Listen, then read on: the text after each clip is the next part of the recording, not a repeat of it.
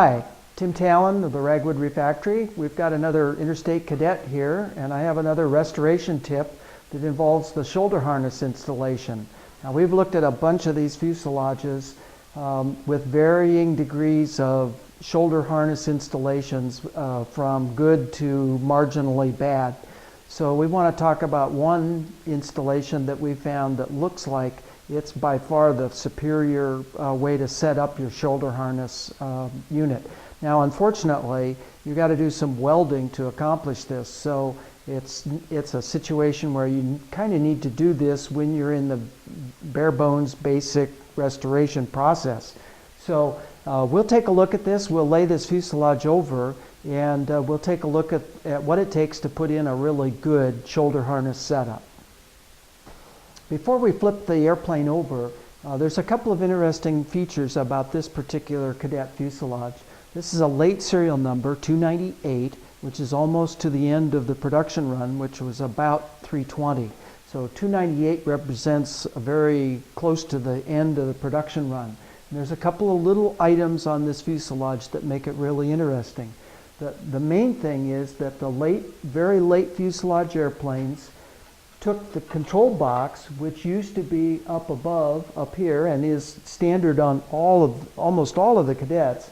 The very last few Cadets that they built, they changed and brought the box down to the side.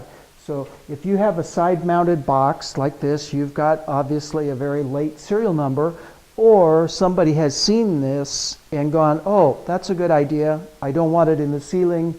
I want it on the side. And your airplane may well have been modified if it's not a late serial number. So if you have a late serial number, look for these attached brackets and the side box right here where it is. To show the shoulder harness installation, let's lay this fuselage over on the side so you can see the top tubes where they go in.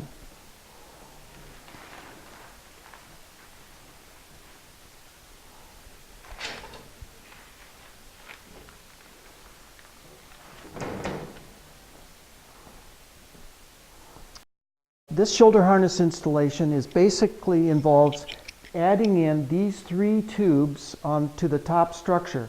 So what you're doing is from the point where you have the front shoulder harness attach point, you're tying this tube into this tube, into this tube, which is the rear seat shoulder harness unit, into this cross tube.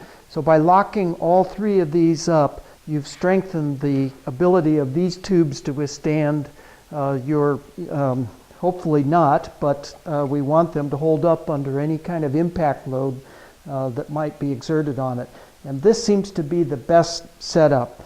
Then what I've done, these are just 1/2 inch 035 tubes, and we'll weld them in. I've got them just taped in place so you can see where they go.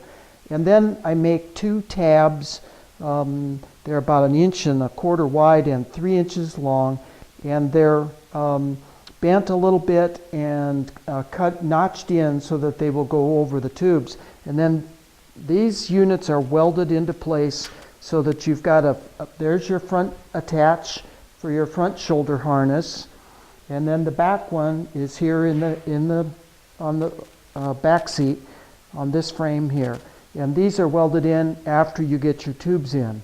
And this situation or this setup has been shown to be the best installation that we have.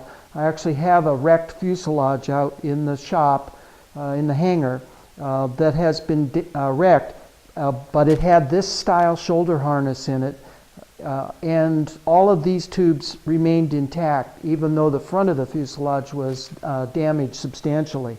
So this seems to be the best setup, and will ensure that you stay in your seat and don't get thrown out of your airplane.